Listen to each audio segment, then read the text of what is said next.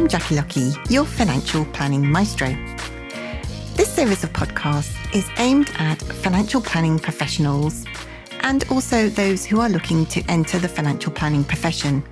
We will be talking during the podcast about all things certified financial planner certification related, talking to other CFPs around the world, and also we will be dropping in on some new entrants who've just entered the financial planning profession, and we'll be checking up along the way on a regular basis with them to see how they're getting on.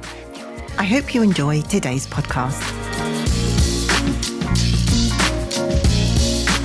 Hello and welcome. I'm Jackie Lucky, your financial planning maestro.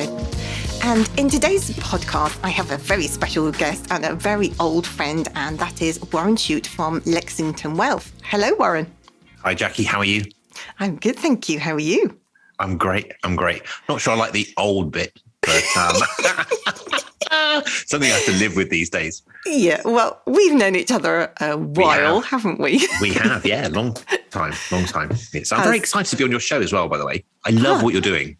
I've listened to all the episodes, I've shared it, and I think it's a great thing you're doing. Oh, thank you. That's very kind, very kind. So we are here to talk to you about all things certified financial planner related. Right. And I'm particularly interested in, firstly, you're sharing your journey of how you came across the CFP, but then also more recently, how it is helping you with your business, any particular aspects of it that are helping you build, a more robust business or, give that business some longevity and some checks and balances along the way. And then we're going to have time, because you are a media star as well. So we're going to have time during today's podcast to talk about all the things that you are doing on that front too, to help get the message of financial planning out there to the public too. So let's dive straight in right at the very beginning and ask you about, how did you come across the CFP and why did you decide to embark on your journey to become a certified financial planner? Okay, so I think almost like cast your mind back to the late 90s, 2000. When I started my business originally, I did lots of seminars to attract new clients to the business. So these were either one-day educational seminars. They weren't sales seminars, they were educational seminars. So they're either one-day seminars or a whole weekend. So Friday night, Saturday and Sunday. And they would literally educate people on money, not financial planning, because I wasn't a planner at this stage, but just money and money management ideas. And at one of the seminars, an IFA was there. And it just struck me, why would an IFA go to a money seminar? You would expect this individual to know there was no rocket science here. This was for Joe Blogg, man on the street, lady on the street, who just needed to know better ideas about how to manage their money, about pensions, that kind of thing. So I sought this individual out and got to know him, went down to see him at his office stuff. And he's an incredibly nice individual. And he just used it. He just liked to learn and go to different seminars and things. And he took me to an LIA presentation. And it was at that LIA presentation, that's the Life Insurance Association, which was the predecessor, I guess, for some of your listeners, to the Personal Finance Society. I guess that'd be fair to say. And that's where I first heard Paul Etheridge speak. And it's when I heard Paul Etheridge speak, it was just completely different to what I was doing. I wouldn't say it's completely different, but it was just a different way of doing things that I had been doing it. And I was just taken back, and I just was in awe. And I just thought, okay, I need to become a CFP. And that was really why I decided to become a CFP on that journey, from listening to how he spoke and what he was doing. And is it because the differences from what you were doing to, what you heard Paul talk about, were they because, he was talking about lifelong cash flow and perhaps, some of these extra questions and building, bigger, better, stronger relationships with, family units giving advice? Are those the real differences? But I guess you already had family units that you were giving advice to already, weren't you? I don't think so. I don't think I did back in the 90s, in the late 90s, like that. So I started in 95, and I think I sort of came across Paul about 99, something like that, 98, 99. So at that stage, although we still delivered ethical financial advice, it wasn't financial planning, really. Yeah. We weren't really asking clients the deeper moving questions and looking at the broader, bigger picture. We were doing comprehensive work. We were looking at state pension and pensions and life insurance and things, but it wasn't really the bigger picture. I think it was more the cash flow and bringing everything together that really got me hooked and thought, oh, wow. It was an aha moment for me when I saw the cash flow slide. Any of you familiar with Presswood, you'll understand truth, that you understand you got the blue and the red. And it's just looking at that chart, those charts on the screen. I thought, this is a way of communicating it. I guess deep down, I'm very passionate about education. I'm very passionate about empowering people to make their own decisions. And I think that was a real light bulb moment for me to say, okay, there's a way here for people to be able to do their own thing, and for me to communicate things clearer to people. Yeah. Yeah. I remember the old Presswood, the first version of Presswood, pre-truth version that was, huge, this kind of giant spreadsheet, wasn't it? With so many sets of formula and, tables of data at the end and all that kind of 80-page financial plans. Yeah. And there was that, I guess that was the old DOS version, the very original version, stuff like that. But yeah, no, it was very inspiring because I think back then, financial planning in the UK is still fairly bespoke, unique. But back then it was even more so. Yeah. So for someone who had no CFPs around them and no financial planning experience or friendships to get exposed to it, I got a good exposure. Yeah. And I remember Paul always saying things like, there's enough room for all of us. We could turn all the financial advisors in the UK into financial planners. And there's still, there are so many clients out there that we could all help collectively that we don't have to worry. Absolutely. He never worried about sharing, his methodology or the way that he gave advice or, right through to the cash flow systems that he pioneered the development of, did he? Yeah, no, absolutely. He was so generous with his information and sharing. He would be until his last days when he was practicing, at all of the events, sharing his knowledge and information, stuff like that. So, he was a great advocate of financial planning and really championed it, along with some others in the UK. Really sort of, and it's nice to see. Particularly with the work, and I go back to what you're doing, Jackie, and others, of how financial planning is really growing as a profession now, I think, in the UK. So, it's nice. It's great to be a part of it. And I've loved every bit of it. Every single year, genuinely, every single year has got better. I really do love and enjoy being a financial planner. I really enjoy working with my clients. And it's been a great journey. Excellent. Well, we're going to get on to your relationship with your clients shortly, but just sticking with your journey to CFP for a moment, tell us about, when did you do the CFP and what was the assessment journey like? I guess you've got some highs and lows, as we all have to share. So did you start on your CFP? It must have been 2000, was it? Or a little bit after that? So I got my CFP in 2005, I think. Right. Casting my mind back, I remember it was a very tough period because I was running a firm on my own. I think I had one member of staff and I knew no other CFPs. And I do recall going through several submissions. I don't know how many I went through, but I know I didn't pass first time.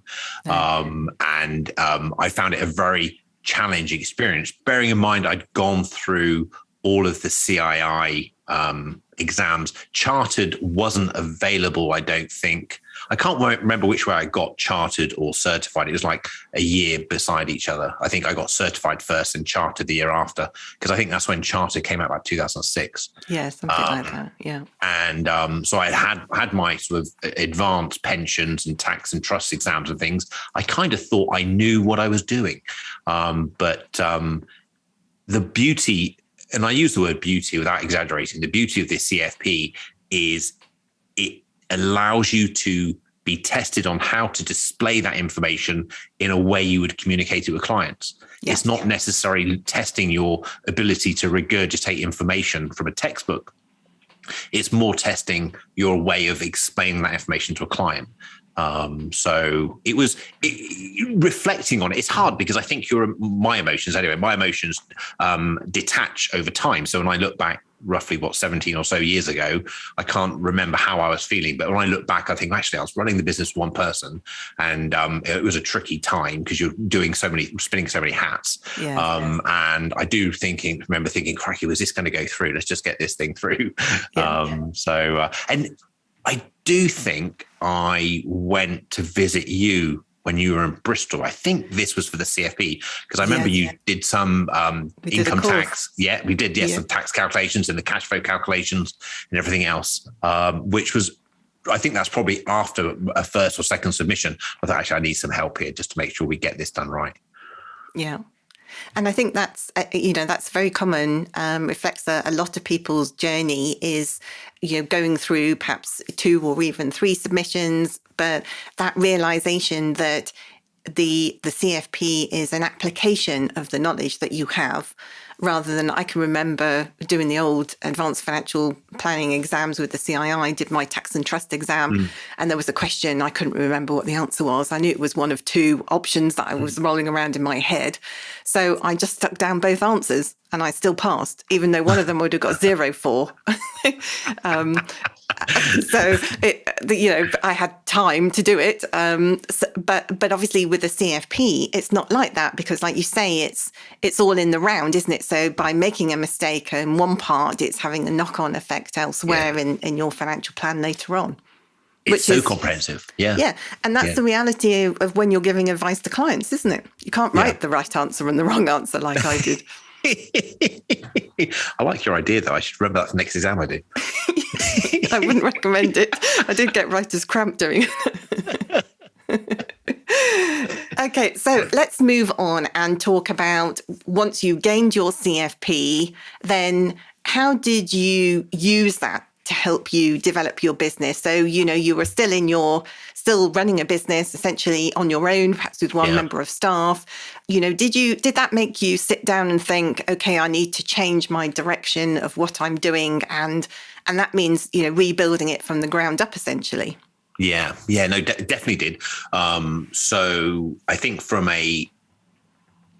probably pre-submission, we started acting more like financial planners as opposed to just giving financial advice. Looking back on it, it was very sort of naive or junior in its maturity. But the CFP kind of gave us a framework, a system, a roadmap that we could follow to allow us to deliver the experience to the clients.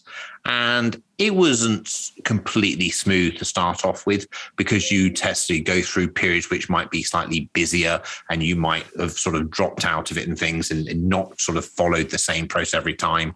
Or I might have sat in front of a client who was, I thought maybe didn't want financial planning and maybe wouldn't necessarily delivered it. But I think as soon as I got the CFP, that was kind of like the line in the sand where I said, okay, well, look, this is what we're doing now. And I'm pretty confident to say, since getting the CFP, we've delivered financial planning in the process of the 6 steps, producing a financial plan, doing the planning with the client on screen, sharing the cash flow, and sort of using the questions to dig a bit deeper for the individuals so that they get better outcomes themselves. And, doing the financial planning on screen for your clients, have you had any resistance to that? Do they love it? Does it appeal to a particular age demographic, or any kind of issues with any of that? Well, it's just, I'll use a phrase that Paul used to use. It's just the way that we do it here. It's the same with the financial planning. We don't ask clients if they want a financial plan, if they want a cash flow. We just do the financial planning. It's just an assumption that that's the only option they've got. Yeah. So we find it's very engaging if you have a couple where the financial relationship is led by one of them. You tend to find it brings the other party into the relationship a bit more, because they can automatically visualize and see the graphs and the chart on the screen, as opposed to understanding the terminology or the numbers. Yeah. So does it appeal to, I think I think it appeals to them all, to be fair. I think the younger generation kind of expect it. It's a prerequisite that you're using software and you're going to do financial planning with that software. And it is quite nice to do it with me.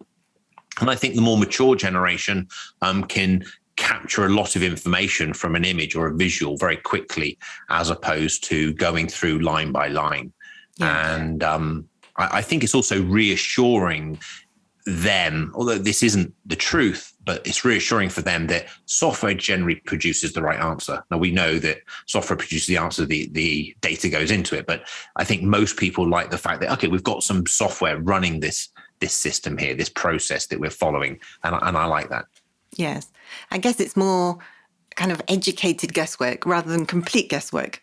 Yeah, no, absolutely. So we want to make sure that the assumptions, which is one of the first things we tick off with a client when we go through the process, make sure that they are reasonable and that they are fair and they understand them.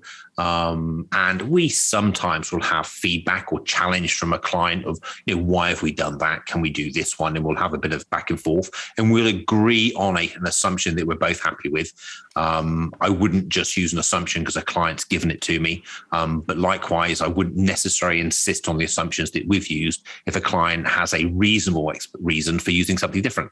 So get the assumptions ironed out. And then we go through the stages of looking at the net worth of the individual, their assets and their liabilities, make sure that they're happy with those, then looking at their income or their cash inflows over time, and then their cash outflows. Often spend a lot of time questioning some of their expenditure, because I think that's the key really of making sure that the data is as accurate as it can be. We're fairly confident that the asset values are correct and that the income's correct. So we've got the income from the accountant or the tax returns. We've got the asset values from the providers or the land registry. It's the expenditure that's the questionable bit. So we really spend a lot more time on the expenditure, making sure we're nailed down on that. And then we discuss the cash flow. Once the cash flow's up, that's really when the planning starts. So it's not just producing the cash flow. It's that saying, well, what if? You've told me you want to retire at state retirement age, but what if you retired earlier? Is that a thought? Is that something you considered? You say you like going back to this particular place. Have you thought about retiring there? Would you consider buying a property there before you retired? It just really start probing the individuals and just sort of saying, how many children have you got? Do you hope to privately educate them? Should we include that cost in the cash flow? And that's really, I think, when financial planning starts, as opposed to just producing the cash flow itself. It's really delving a bit deeper and prodding them to, we use the expression live life by design and not default.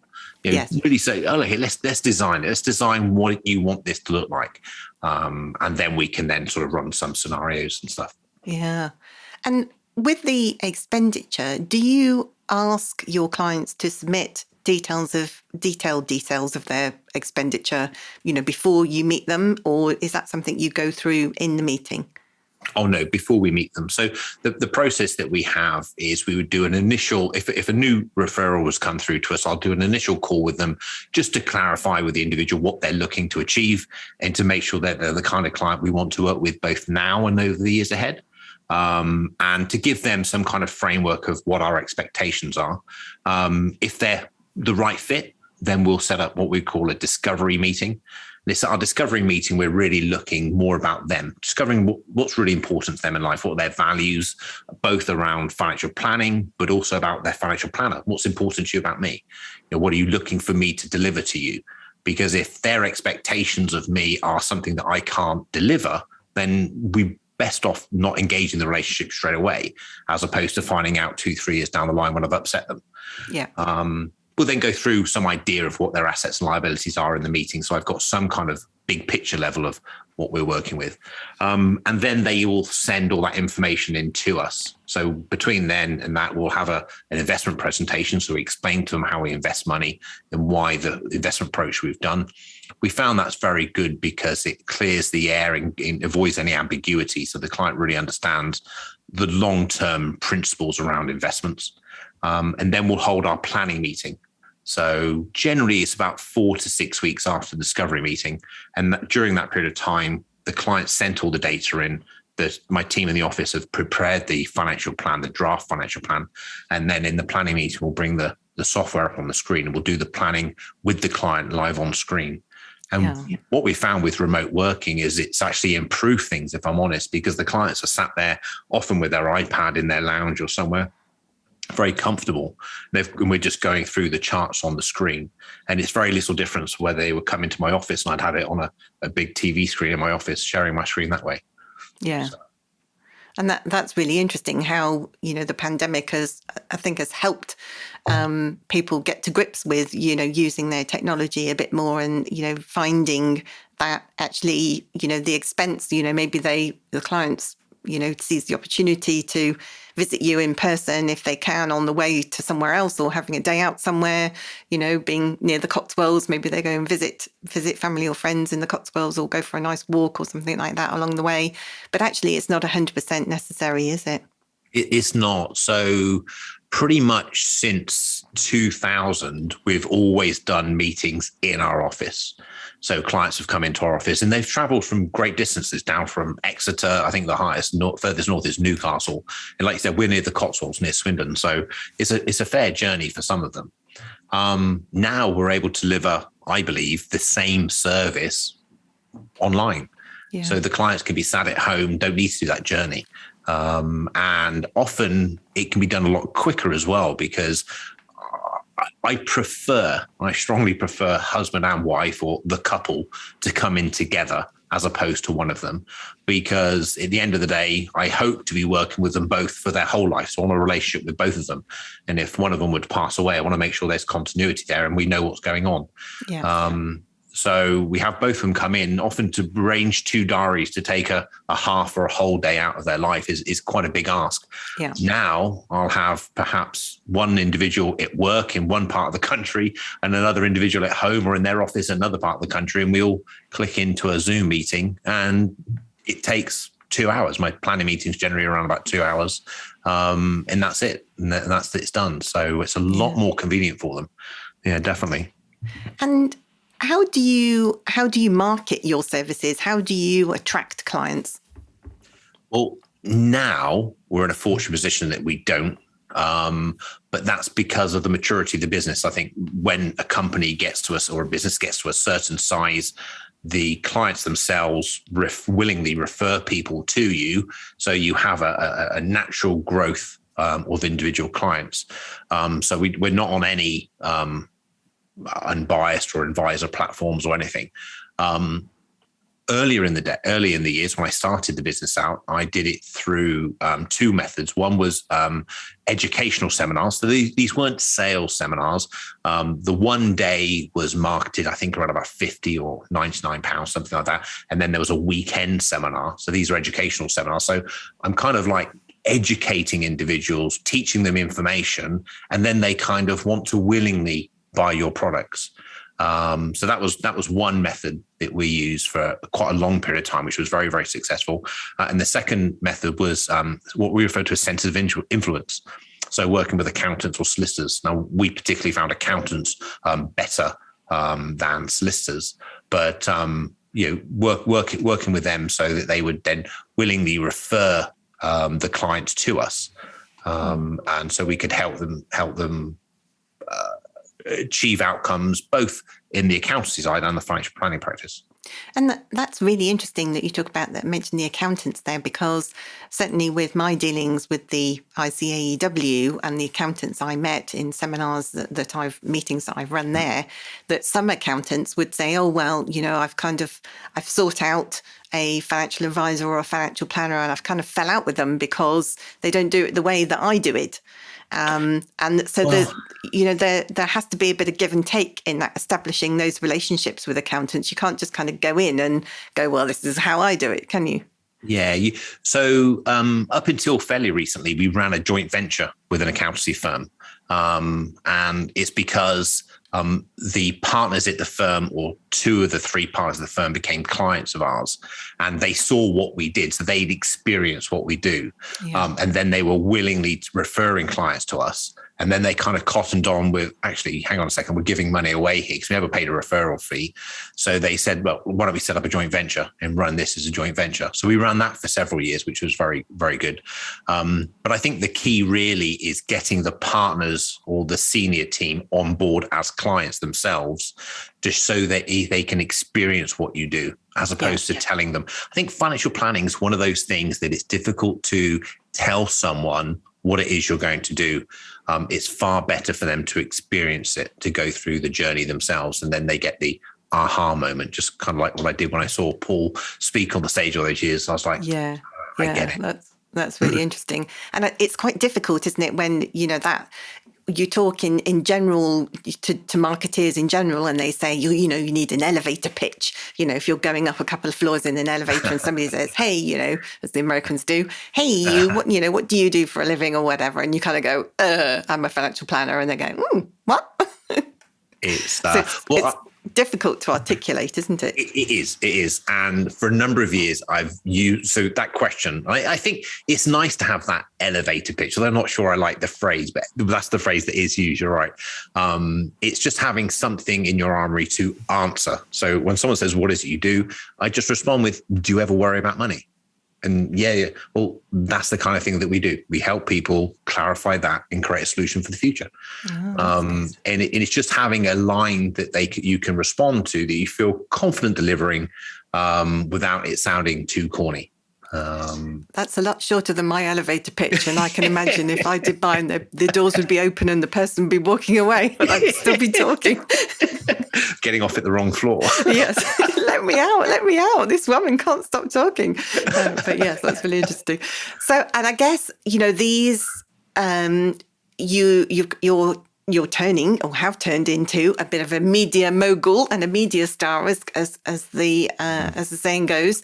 And has that come out? Your book, the work with the Sunday Mirror, has all of that work come out from your seminars that you were doing? That clearly you have a passion for helping people. How did the book and how did all the media work that you've been doing? How did that come about? Well, the media work started back in '98.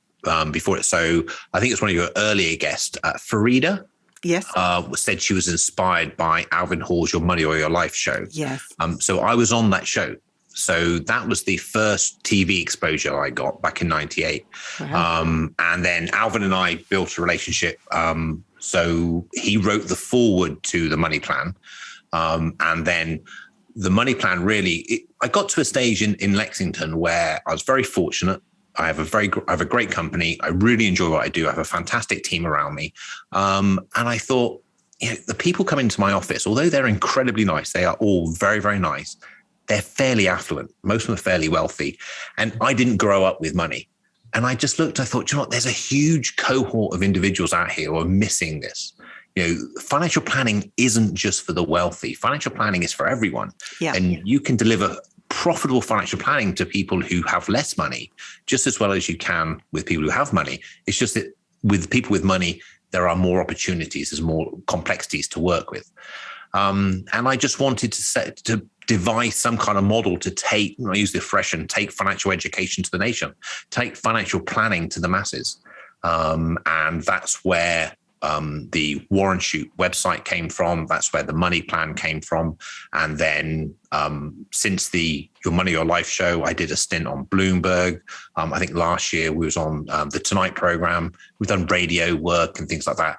And the outcome really is all about trying to get financial education out there, financial planning out there. So people aren't choosing funds like a commodity or a sweep, this fund over that fund kind of thing. They're really looking more about their spending. They're prioritizing spending, repaying their debt, and they're having a plan for the future where they're putting money away for their retirement. So I think society as a whole will be better for it. If we have less debt and more financial control, everyone wins. It's not really a lose-lose in any way. Yeah. And I kind of think, like Paul didn't worry about sharing his information with other planners so that they could grow their practices. These individuals, the more they're educated, the more likely they are to go and seek out a CFP. because they then say, okay, do you know what? I hear what Warren's saying, but I just need the confidence of someone to hold my hand to get me to do it. And that's really where it comes from. Yeah. And I have to say, I've read the book. It's a great book. It is too. So thank you. It's and it's a fantastic achievement, actually, isn't it? That as a financial planning community, we can take, and so many financial planners do take the time to write books and to do pro bono work and to try and get that message out there that actually anybody can and should take control of their finances. It doesn't matter whether you have, lots of debt or whether you're a student. I remember a few years back, you did some work with some sixth form students before they went off to university, didn't you? Showing them how to manage their debts and sort out their finances and their expenditure. Yes, I did. Yeah. So, and I love that. I've done work with children as young as 10 years old. It's the year before they go into secondary, so that must be 10 years old. Yeah. Young is 10 years old. That was for the NSBC Money Week, all the way up through to sixth formers going off to university. And I love the challenges that both ends of the spectrum bring. The youngsters, it's more about engaging with them, using terminology and language and analogies that will resonate with them, typically around sport or TV. And then with the sixth formers, it's making sure that you don't, you got to stay on top and make sure you engage with them and make sure that you are not being too traditional or too boring. So making sure you're speaking at their sort of wavelength. And so you don't get the eyes rolling to the ceiling. Yeah, absolutely. Yeah. But this is the beauty of our profession. It's like if we were able to take, even if it was one day a month out of our diary and just said, okay, I'm now going to do this pro bono, I'm now going to go and do this other work and help some people out and do it this way. You grow as an individual because your speaking skills grow. And also when you teach something, your knowledge level goes from A to B to C to D. It jumps up. You become far more proficient in it. You understand it and you feel more confident with it as well. So it's a win-win. You're giving and helping others, but also you're growing as an individual too. Yeah. And I can remember actually when I was at the CISI, I managed to twist your arm to come and talk to the staff about their own finances, didn't I? Yeah. So, which was great. You didn't, twist my arm. I love doing it. This is the thing. You're very, kind to invite me along. What I did is I converted the money plan book into a 1-hour presentation. And then that presentation, I generally go out and deliver to companies, associations, groups, who want to listen to it. And it's been great. You had some real sort of big names of companies who have taken on board and who've had me out and to present to them. And Nationwide Building Society had me running there for, I think, nearly 2 years. A really, really long stint going in, speaking to small groups, pretty much once a month, I think. So, it's fantastic. And the great thing about that is we also tweak the money plan presentation to the younger generation. So those that were maybe sort of 18 to say 25, 20 something, so year old. So they were less focused on the retirement and maybe the debt repayment. They were more focused on getting the first house and managing your money and that kind of thing. Yeah. So the money plan is based on the financial planning, the CFP principles that I run Lexington on, the sort of 5 areas that we cover. And it's not that I take anything out. I just maybe emphasize other areas more. And I think that brings it back to the CFP. You don't sort of not do something for somebody. You just maybe don't emphasize it as much as you would somewhere else, because somebody might have a bigger need for retirement planning. Others might have a bigger need for protection. Others might have a bigger need for debt repayment, that kind of thing. Yeah. Yeah. It's specific to them. That's what financial planning is all about, isn't it? It's about them, not about us. Yeah, absolutely. Yeah, definitely. It's but it's great asking individuals, whether it's face-to-face at a meeting, whether it's in a seminar environment, deep, meaningful questions. How do you want to live the rest of your life? What needs to happen? Questions that really sort of disturb them and get them to think is a really good rapport builder. One of the best questions you can ask an individual is, tell me what's one of your earliest experiences of money? What was it like? Give me a good experience. What was a bad experience that you had with money early on? Asking those questions is a huge rapport builder with individuals, but also gives you a lot of insight of what they're like as individuals too. And really can differentiate you being a financial planner over an advisor, just a product specialist, really. Yeah. I think one of my favorite questions is what was your financial situation and relationship when you first met, if you've got a couple there? Oh, that's good. Yeah, that's really good. Yeah, I don't ask that. We quite often find, or I used to find, not anymore obviously, but when I was giving advice, I used to find that commonly that one client out of the two, one of them would be fairly affluent and the other one would be in debt. So the affluent one had paid the debts off of the other one. So that led to an extremely interesting conversation about also the reasons why they were taking actions, why the one who was in debt perhaps was more cautious over the longer term, because they were perhaps a little embarrassed that their other half had paid their debt off. So it led to all sorts of, more in-depth conversations just by asking that one question. Yeah, no, definitely. There's like a power dynamic as well there, isn't there? When one person pays somebody else's money and things like that. But also, if you're listening to this and you are training to become a financial planner, or you're at younger stages of your financial planning career, never worry about questioning why a client wants to do something, because you then go down a level, you go a bit deeper, really understanding their sort of motives, their drives. So if the client says, I want to start doing this, that, and the other, putting more money into a retirement fund or starting an ISA or something or whatever, taking out life insurance, find out why. What's their driving motivations behind that? What's important to them behind that? Because you're building deeper relationship with the individual, but you're also finding out their driving forces, what's important to them. And you, with your skills and your knowledge, might know better ways for them to achieve that. Yes. Yeah. And quite often clients come, or used to come to me anyway in the past, with a particular problem saying, I need to put some more money in my pension, like you say. And actually, they were worried that, in past generations, their parents didn't have enough money and they lived on the breadline when they were growing up, and they wanted to ensure that they didn't have the same experience when they got to retirement. So there are those hidden drivers and those biases that we come to meetings with. Yeah, there are. No, definitely. Because we're creatures of our environment, aren't we? And if we've grown up in an environment like that, we're at a young age, we're very influential. And we carry those things through our adult life and into our relationships. And that's why relationships as couples are so tricky, because you've got two different backgrounds merging together, ways to manage money and such like. And, getting relationships and money together is a real key thing. It's, really important. And you also have Lexo as well, don't you?